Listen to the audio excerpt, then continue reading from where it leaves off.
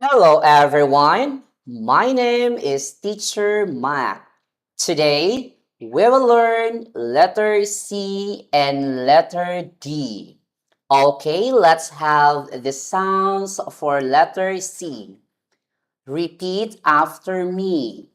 P, p, C, p, p, C. Letter C. Now let's have the sounds for letter D. D, D, D, D, D, D.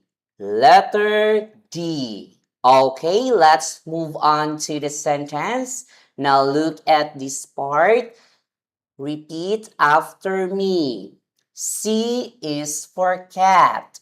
C is for cat. It is a cat.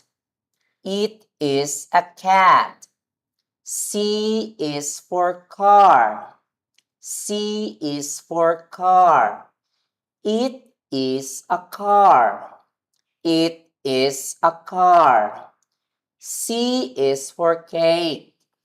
C is for cake. It is a cake.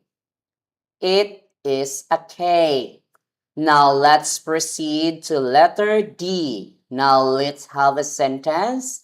Repeat after me. D is for dog.